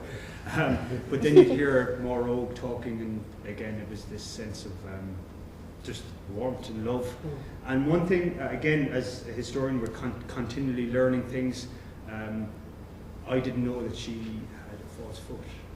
Oh yes, yeah. Which I only learnt in the last couple of months more. Mary McSweeney is missing a foot. Had an infection as a child that was that, and they, it was maybe up here maybe. Yeah. Apparently it was her communion, and she had a pain, and she didn't want to miss her first communion, and they left it go too long and got infected, so they had amputation. But again, that would imply if I was walking around, and I can't imagine, she had an indomitable spirit, really. So that would annoy you. You can imagine the pain and if you're, I can just. It made her testy at times, maybe. Well, she's a good lead.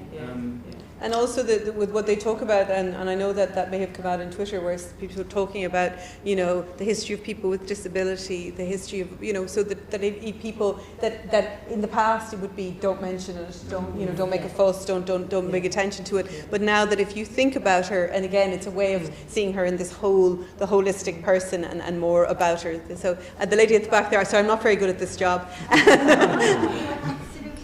I just wanted to congratulate Cal on his wonderful new book. He's a great author, and I very much appreciate his writing. Thank you for writing another lovely book, Cal.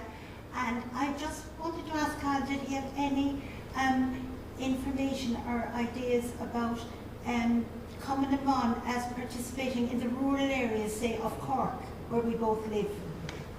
Because I would be very interested in the history of all this period, but I've never heard, I'm a rural person, and I've never heard of common upon being operative in my area or anywhere. And what area is that? What's the area? To be kind of mid-Cork towards Macroom. Yeah, no, that would be a big question. Did you hear you have the lady who called you out especially? Cal? Me? Yeah. No, I didn't hear that. That was from the Cork jury there. You were being praised, so that you didn't, so that you, so now you've got a moment for your advertisement. We hear you have a new book. Could you please tell us about the new book? The last book I published was about Cork Harbour that came out in 2019. Is it the Cork Harbour book? Oh, I know that one, yeah. And are you working on another? I am, but it's not going to be published for 2 or 3 years, I'd say. And are you willing to share any of an advance? It's about Michael Collins and his, well, not so much him, but his afterlife, if you like. What happened after he died, how he was remembered, how he was commercialised, etc. Oh, yeah. Can't wait. We got a fan here. See, if you were in the room, Cal, you could be sharing the love. Sorry, can I reiterate what that lady said? Your book, the one that we're looking at tonight, your Common Man book, is really, really accessible. And I'm someone who spent years teaching at second level. And I would always do a special study with my transition year heritage studies people. And your book, I can remember, girls saying to me, this is very readable, we can understand what this is about. So hats off to you, And as I have the floor, if you don't mind. Yes, I was going to ask the question. The two things that strike me about Lil Conlon is that she must have been as formidable a character as Mary McSweeney, because she kept Mary McSweeney, she locked Mary McSweeney out of a meeting. I mean, that was no mean feat. And secondly, I think she's a bit disingenuous herself at the start of her book, where she talks about her little potpourri of, because it's largely, I'd say, as you mentioned when you were talking about the archive, the extraordinary richness of material that May Conlon had amassed. An awful lot of it is condensed into Lil's book, and while it's not the most organised of things, at least it is in chronological order. And I think she's downplaying, quite deliberately downplaying, the importance of what she's doing in a sense. Maybe for cultural reasons, the times that we're in it, I don't know. But there's a lot more in it than she's telling us in a way. Feeling that way because she didn't expect to be in the position of writing it, and she had hoped others that she would probably have thought were better qualified to write it would have come on stream. And then I think she just got really irritated with 1966 commemoration. That was back again. Just the march past, salute the podium, and that's it. We're gone back into the shadows again. And that until Cal's book, really hers was the touchstone. I came to that book very late, and it was actually Maeve in our group got it online for us. And was it online, Maeve, you got it? Or was it? Yeah, online. And what I found about it, like I'd read and I agree entirely with Cal's, because I used it in school as well. I found it brilliant and really accessible, and all the information was there, and you were learning where, and as I think was brilliant what you said earlier, Cal, was it was treated by you exactly as if you were doing the Fianna Fáil or whatever. It didn't have to be about women, it was just, this was an organisation, which was brilliant for us in the classroom. But when I came to Lil's book, and it's, you're right, she does it by day or by years, and that's wonderful, but it's a bit scattered at times. But you know what I found about it was that, sorry, what's your own first name? Miriam. What I found about it, Miriam, was that I found it very emotional reading it at some points, because here was an eyewitness. She witnessed these things happening, and people told her and her sister of like that dance that was in the hall that was, they were surrounded and burned out of the place. Now it didn't happen in Cork as such, but she recorded that very emotionally. And then she had she remembered you know, like some of the events that they attended, and also some of the women. And for the lady at the back there who was talking about rural things, she was wonderful at recounting how many branches attended at what meetings, and you got the names of the branches. You know, I know now it looks like a whole, like a series of minutes that she just recorded and put together, but it's a valuable source from our point of view that she did that. But I did find it very emotional when she spoke about the Duggan sisters on the night of Thomas McCurtain's murder. She was writing as someone who knew the Duggans personally, and it was before their witness accounts were given to the Bureau of Military Archives. So this was like she had experienced that. So then she was writing from personal knowledge. I found that really interesting. One of the letters Dan has in the the Conlon collection is. It's phenomenal. It's one of the best coming on, if not the best coming on collection in the country. It would be, because I mean UCDA would have it from a mix of people, but looking at it as a complete collection, as in a focused collection, and those interconnections, and I suppose that's one of the reasons as well, John, that we really wanted to focus in on that collection, because I suppose it's the importance of I suppose you always really hope that there's still more stuff out there. I mean, it's unlikely, but it was, and again, like, hats off to you, because as I said, that, you know, that sense of walking into a situation and then having to make a selection, but not knowing what you're looking at, and then being, and under pressure for time and all of that. That's true, but again, I reiterate the fact that the family had the wherewithal to come to the museum in the first place. You'd be surprised how many people don't, for the sake of a phone call or the sake of coming down. And you know, it's a collection. And look, it's a collection. Because of this, I've got to read it very close over the last couple of days, and I've learned new things. I learned today, for example, that Collins Barracks in Cork was known as Michael Barracks, and Collins Barracks in Dublin was known as Collins Barracks. So it was Michael Barracks and Collins Barracks. I didn't know that. There's something I didn't know, but it's mentioned quite often. And I think once you get somebody, the more historians, academic or they'll already have the context, and then you'll find these lovely little links, I think, that I haven't spotted yet. What I would say that I didn't mention, what we also have in the archive, is the split continued into the 30s. Right. There was a big, Bertie Conway died. That's right. Is it Lynn or May wrote the? It was May wrote May wrote the beautiful beautiful obituary in the newspaper, and Mary McSweeney came back, discounted it. No, all of Cork was against. All the females in Cork were against the treaty, and then when I was president there, and then May came back saying you actually weren't president. So again, this was still going in the 30s, and the other thing we have in its entirety is the manuscript of the book. Yeah. And again, we have all the letters from publishers. She was rejected numerous times. Numerous, loads of rejections. Dan, I was wondering, actually, that I'm glad you raised that. Did she publish it herself then? Because it's printed by Kilkenny people. Yeah, Kilkenny it says people. printed. It doesn't say published. It doesn't My feeling is, I think she had to do it herself. I think she had to do it herself. It's almost just like the district council minutes in there. I mean, it's like when you see the collection, you're like, oh man, she's just writing that and amplifying some other stuff. But it was, again, they're fascinating women too, because they operated really as in a way as a secret army, you know, because when the split began to happen, then they'd all this paperwork which they'd already hidden anyway in case they'd be raided by the Black and Tans or whatever, and then it became raided by their own.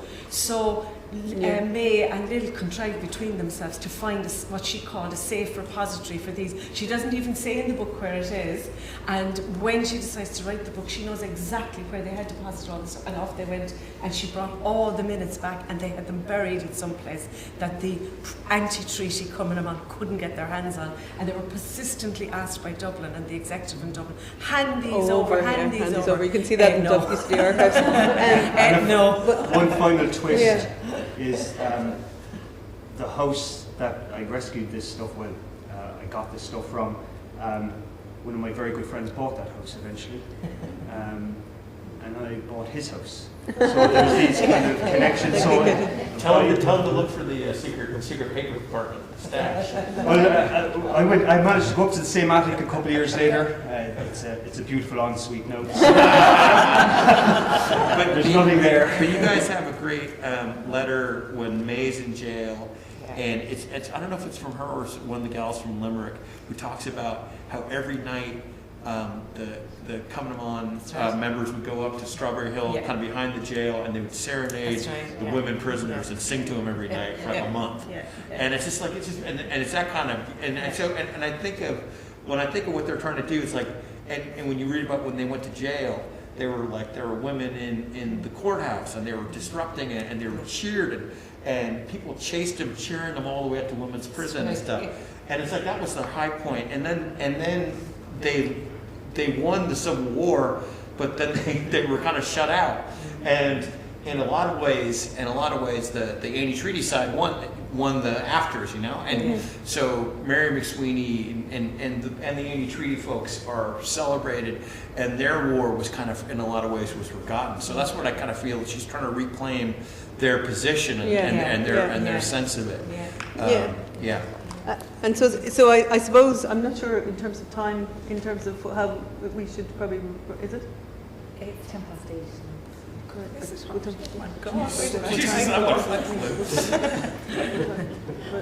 You'll do the okay. Oh yeah. Well, sure. If everybody's happy enough to stay put and our contributors don't run away. So, just in terms of, is there anybody else? I know I didn't ask Hal the question. Sorry about about your sense of the rural women in Cumann and the record, I suppose, of the sort of the small parish Cumann groups. Did you have any sense of that when you were researching? Sorry, now I keep putting you on the spot. Yeah, I mean, I remember using Brown's book from Macroom. He was an IRA guy that wrote a history of the 7th Battalion. I think he gave names of the women involved in the various companies around there.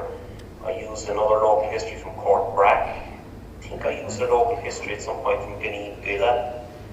So again, it's the local histories, as you said at the start, that kind of build up the layers of where these women may have been, you know. I was able to use those local histories to look at the social structure of the organisation. Were they farmers' daughters? Were they labourers' daughters? You know, just by going to people in those parishes and asking them, you know. so there's a little part of the book about that. I think another part of the local histories that is curious to me is that if you look at the pension data, or the pension lists that were formulated, when they were initially researching whether or not they give pensions or not. If you look at the primary legislation that was associated with those pensions, Cumann na Saoirse isn't mentioned as an organisation. So all over the country you have lists that are often identical, as if nothing happened between the two critical dates. And I think at a local level we may in the future begin to figure out that, as one of you said earlier on, these women live next to one another, knew one another well, were later perhaps in the Red Cross together or whatever. I'm curious, and I don't know the answer, I'm curious to know whether oftentimes the names of women appeared on those lists as having been part of coming on at the second critical date, even though perhaps they weren't, And in other words, the people compiling the lists wanted to leave eligibility for pension. So it's only local histories that will tell us whether there's anything to that theory or not, Yeah, and I know that the big push now is to put together that Civil War archive that's to do with UCD archives, and the last sort of push of trying to gain the sort of the last of what is the oral history. And there's a part of me that thinks that 25 years ago there were people there who still had the record, but they want for people to give something, whatever they can find. And so I suppose the importance again is that if you can get a lot of the time for younger family members to talk to older people, I think that a lot of the time it has to be a school project. And I think would you have found that very much, John, in terms of it is like 2016 was incredible, and everybody, Cal and Dan and Helen would know that it was just the amount of projects and art and all of that. So many people were touched and by the stories, and then people were saying and pulling material out. And what I would say to you, and Dan, I suppose I would have had the experience as well in sort of a curatorial level of having been given a sort of a dirty bag full of a newspaper and going through it, and the person sort of almost being embarrassed. And I said, look, just give me whatever you find, no matter. And then I saw it there when you produced your PowerPoint, right? You have it smoothed out, you have it on a PowerPoint. If you believe me, if they are in a bag or in a drawer, they look like nothing. But when they're put into a lovely, neat order and they're digitized and blown up, they look good. And so when we did the exhibition for the 100 Years of Women in Politics and Public Life, going to the TDs and looking for them for their archive and looking and sort of getting them to see it, it was to then show them the material then blown up on the panel. And it was for family members who sort of said, oh, this isn't really any good, and because it was the size of the tiny little small photographs, but when they blew up, it was incredible. And I always think about the photograph of Linda Kearns, and you know it immediately that I'm telling you about. They're standing on the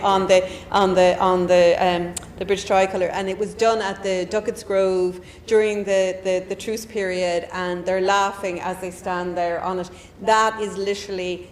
It is literally the size of the strips that you would get, half the strip that you would get out of the machine. So it is absolutely tiny. It was from one of those box cameras. And so when you look at it, you couldn't even see the detail. And then it ended up in Proncius's biography of Linda Kearns, and I saw it there, and then it ended up, and then it proliferated, and it ended up in exhibitions. Partly because of the way that they're dressed, partly because of what they're doing, partly because the women were identifiable in a particular way. But if you see that image of the reviewing the troops in the rain, do you know what I mean? There's a real cinematic quality to that, and you'd already see that would work beautifully if an artist worked with it. So while drama and poetry and art for a historian, and I don't know how you feel about this, John and Anne, in terms of it, is sometimes you're not 100% happy because you're getting that distortion. But it brings the stories back into other areas, and then in turn things do get into archives, don't they? We're really lucky.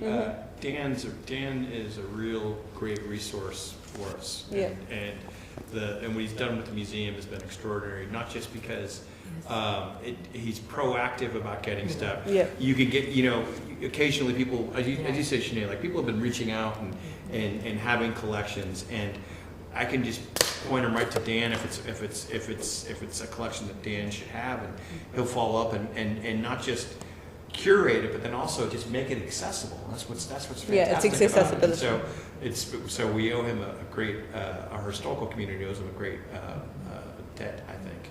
And I'd also say that the library here is also part of that as well. We're really blessed in Cork in that we have great synergy with our institutions, and the library here has been fantastic as well, and facilitating along this. I mean, Mike, you'd agree with that too. I mean, and we have a lot going on with just our local historians, our historians, our historical community has great institutional support, and Dan's a big part of that. The library here is a big part of that. And there's a very generous community there, I think, because I know when we started first in the Shandon History Group, I mean, Niall was very good to us, Michael was exceptional to us, you were once you weren't afraid of us anymore. The other way around. Dan anytime, and he even said to me, you were supposed to be here yesterday at 3 o'clock, but anyway, I couldn't get them to school. Cancel the catering. I know, he said he'd catering out for me, because I don't believe that now, but anyway. But like, it's never a no, it's always a possibility, and that's wonderful in terms of, like, Kilmurray have been to the forefront, and I'm not saying it just because you're there, but, you know, it gave us all a chance to, you know, to put things together, to work on things, to research things, and come and have a go of it. And then other groups tap into it in Ascara Historical Society, all the other different places. Just the shame with COVID that you're not getting the live audiences, because it's so much better on a local history level to do that. But in terms of like the way, if you know, I mean, maybe again, Miriam, but as teachers, I don't know if you've noticed this, but over the last few years, the amount of, like say, under 18 leaving certs that would contact our Facebook page and that to ask us for information on some of the women we've covered. Not necessarily, hopefully now we put up about the Connellans, so they'll come up, but the Wallace sisters particularly, the Duggan sisters now have become a big thing. This for me, this is wonderful, because when I started out teaching history a few, you know, years and years ago, any woman that I covered or that we looked at was either in the secret agents of World War II or Countess Markovic. And that's where you went, you know. And then gradually we began to see the feat in the 1960s. Oh, that's Elizabeth Farr. We'll go with her. Now we're coming back to, like, so it's wonderful that, I don't know what way they're going to reshape the Leaving Cert, which we'll say no more about that. But anyway, like the History Project per se offers a huge opportunity for heritage and local history study, doesn't it? Big quibble with it. My big quibble with it is they don't allow footnotes. No. I know. Drives me nuts. You're trying to teach them good practice. I would agree there as well. Yeah, I think that. And they're not allowed. Yeah, the whole topic should be. Yeah. Whereas I've noticed now, I'm more in the adult side of things now. In North Press we have an adult ed program, and the history there we run it under the historical studies section of FEET, well it was FEET at QQI. So their projects, they have to have bibliography, and it's great training.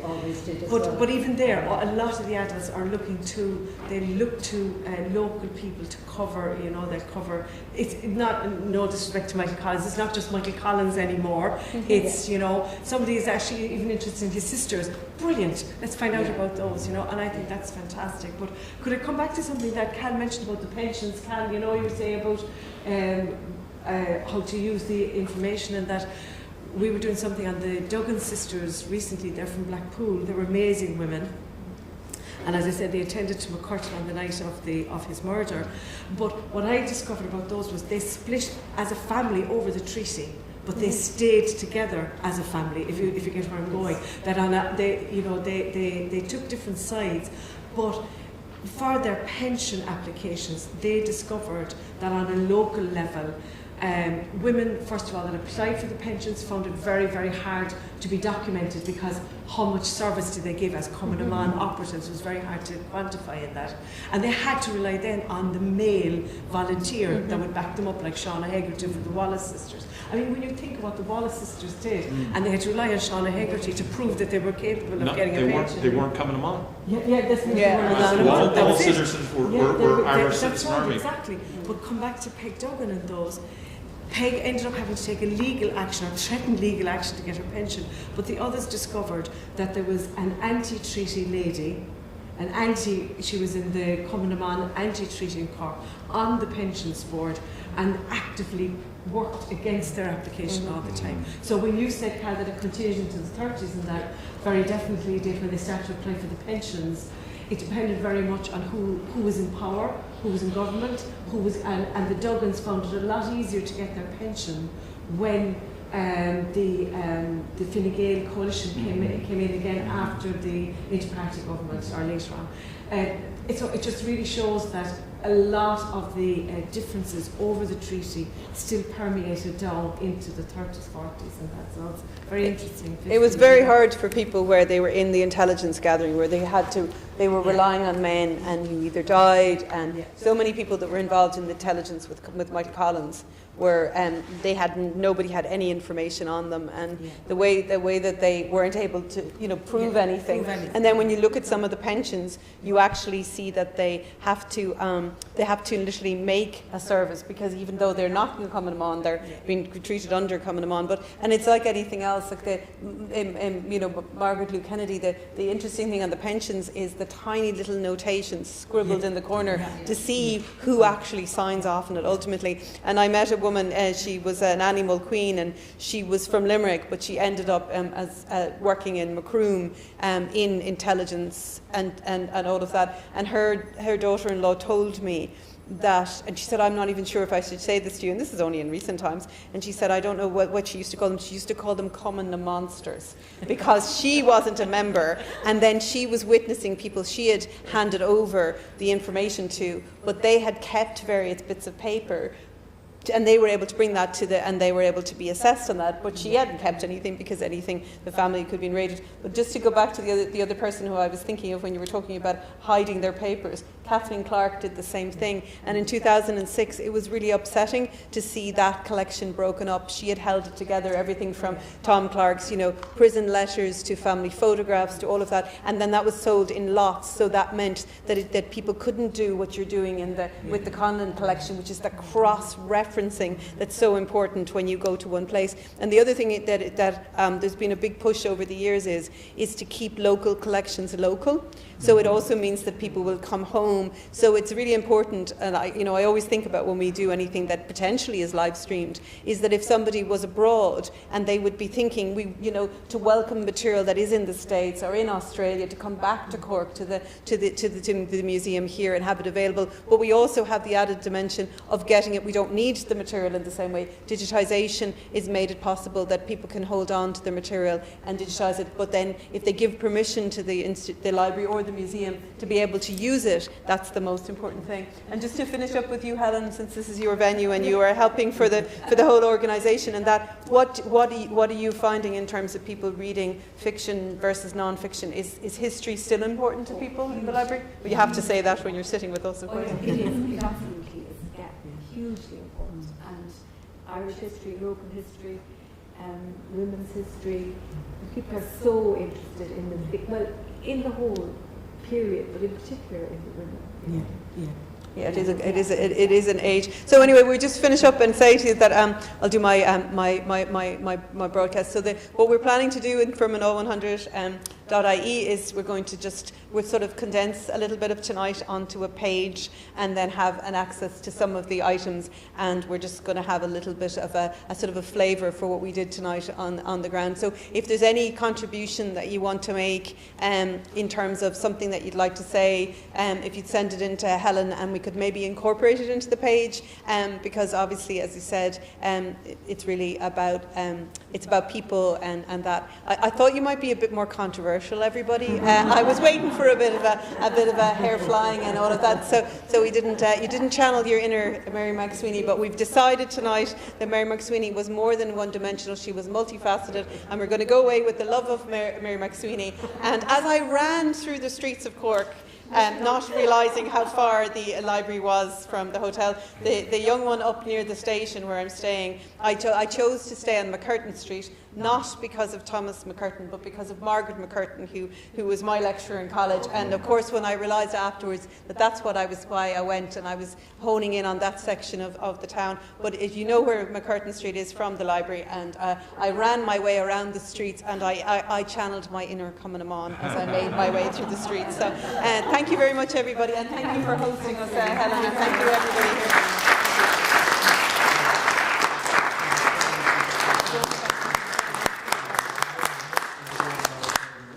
Can I just thank Sinead and Dan and John and Colette, and you all for coming tonight. I think it's been a great occasion and certainly has raised lots of questions and changed people's opinions forward. Thank you very much. Thanks, Helen.